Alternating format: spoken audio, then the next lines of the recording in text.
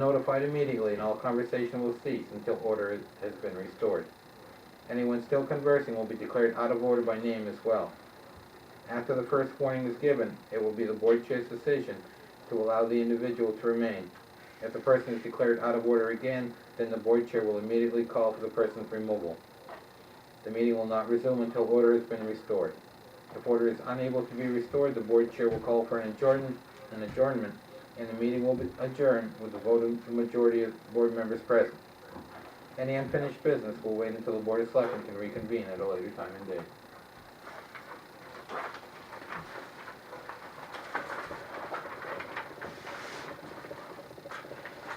Make a motion, we accept this as the public comment policy. Second. All in favor? Well, can I make some suggestions? Fire at will.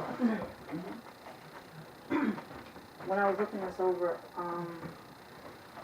it just needs to be cleaned up. When you have page 28, if your manual changes, that's gonna change. Right. You should have that in there. The consistency of, when he was going through this, it says party chairman, board chairman, or the designated person. You should be putting designated person for the rest of it, if you're gonna allow that person to be that. Okay. To give that. Also, should have the head Right. one Right, here. we know that. But also, when I was looking through this, it says Board of Selectmen, but your brochure that you want to give out says Board of Select Person. It should be consistent with the whole thing. So with those housekeeping items, is there any other discussion? The time limit.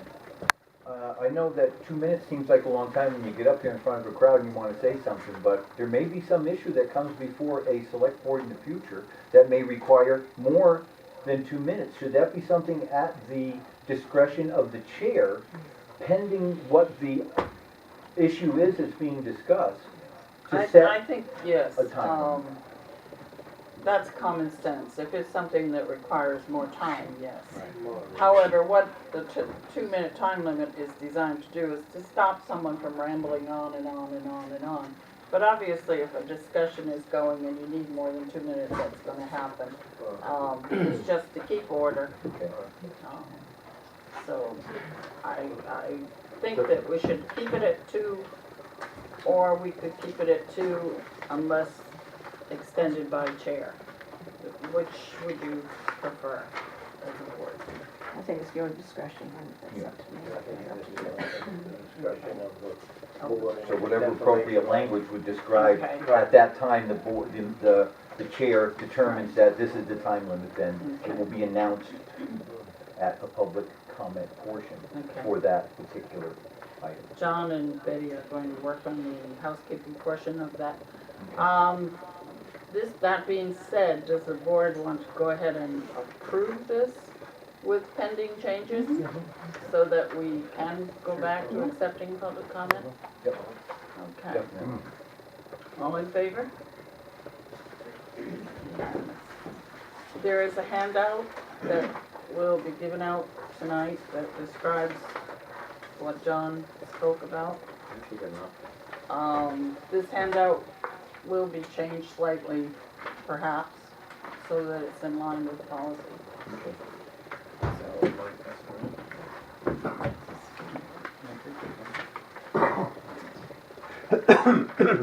The other item I think that goes with the public comment is last week we talked about a second handout that would go out to board meetings, and it gives a little bit of a description of how the board meetings are run.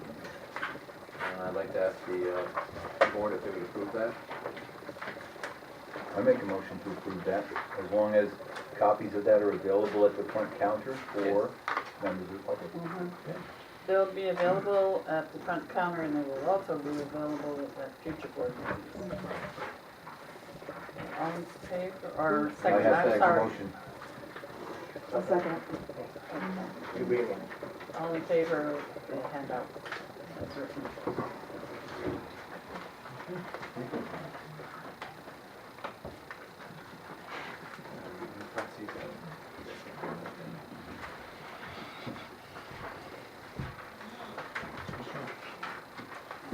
Next item on the agenda is to discuss the petition.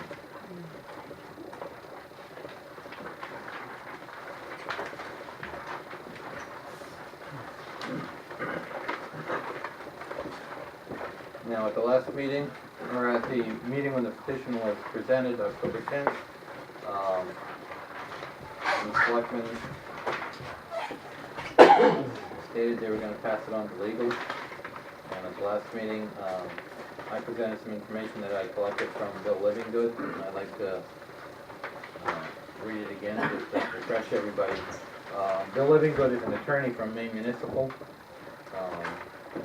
His comments on the petition is, one, it's not a legal petition, it's more of an expression of political sentiment. It's not the original petition. The Board of Selectmen can choose not to act.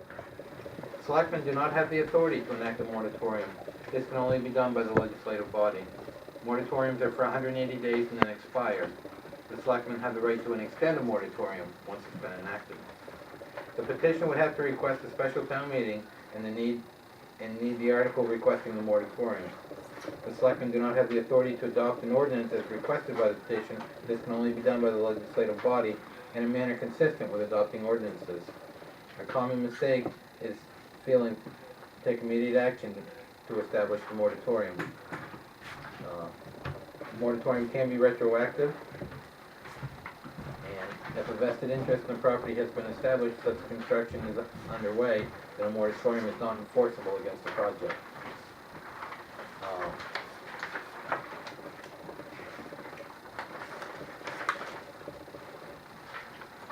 The other thing that I would like to read is, under Maine statute for moratoria, a moratorium adopted by a municipality on the processing of issuing of development permits or licenses must meet the following requirements.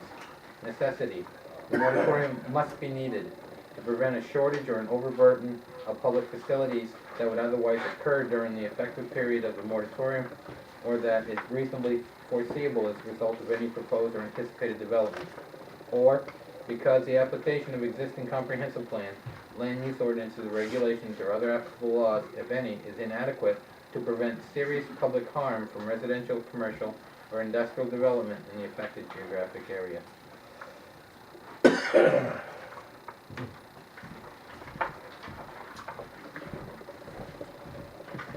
the board have any questions? Any comments? I'm going to ask for a motion that the board not act on this petition for the reasons stated by John. Or make a motion that we do just what they said. So, And all that. do we have a second? I'll second that. I'm gonna Discussion. have to speak up for the, I'm getting old and waiting. I made a motion Thank that get passed. It didn't pass, did it? I know. Okay, do we have any discussion on the motion? If not, oh, sorry, go ahead.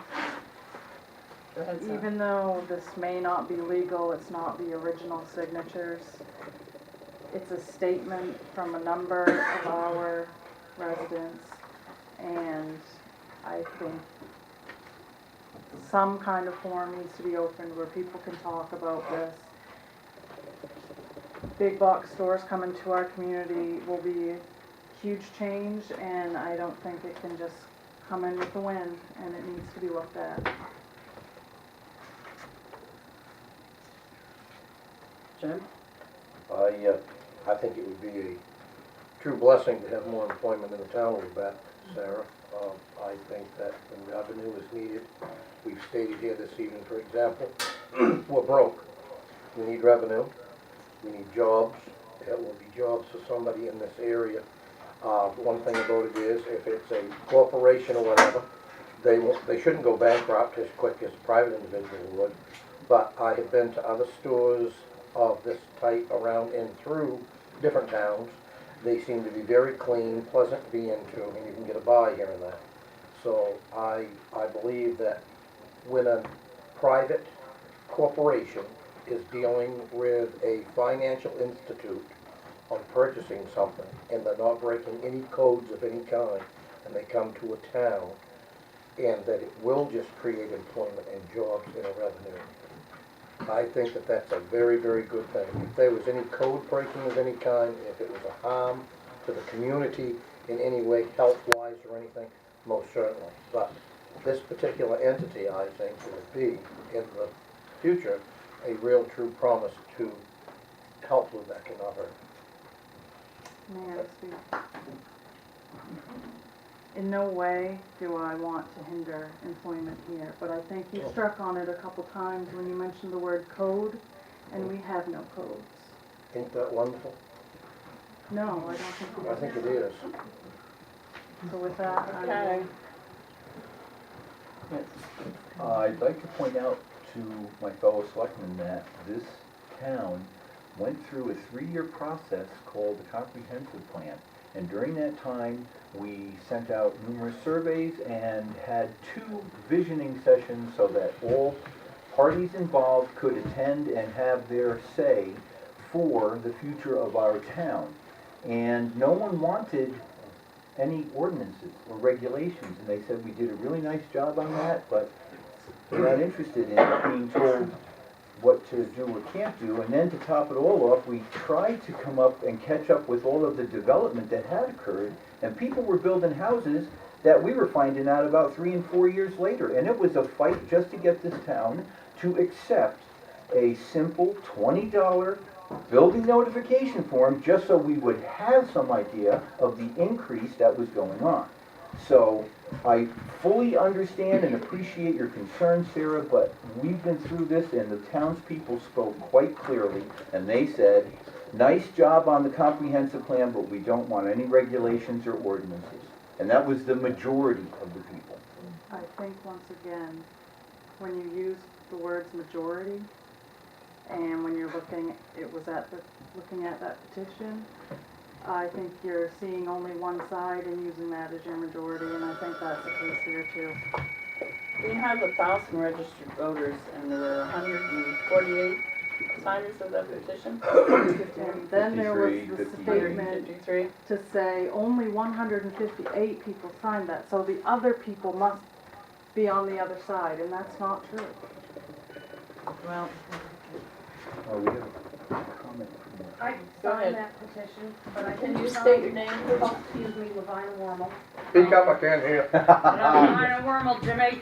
I didn't sign the petition because I was against it or for it. I was hoping for a meeting such as we did with Victor for information, so that if it ever did come to vote, I could make an informed decision. I might want to see the dollar store here based on jobs and stuff, or I might not want to see it here. And I don't know if it will ever come to the voters, but right now, and maybe it's my own fault because there have been meetings, I don't have enough information. That's the only reason I signed the petition. Right. go ahead. Yeah, who's this, Your this name? dollar store? Your Well, name, Danny sir? Simmons? Uh-huh. Who's this dollar store gonna hurt? It's gonna help a lot more people than it's gonna hurt. Chances are, a lot of the people here had probably more than 1 or 2 stores from where they came from, to pick from, you know? I don't think they lived out in the village there, in Little House on the Prairie or something. Thank you. Go ahead. Yeah, Bob Foster. I had the pleasure of reading some of the names on the petition. I hope it's probably the same one you have. And I remember back along, some of those names I saw on there, I know for a fact were dead against any sort of regulation. One wanted some windmills. No regulation. His name's on it. Okay, and there's many others for whatever reason. But regardless, you know, this dollar store, we don't have any regulation over whatsoever. And the problem I'm having with it is that they're gonna have an intersection by a school that's already crowded.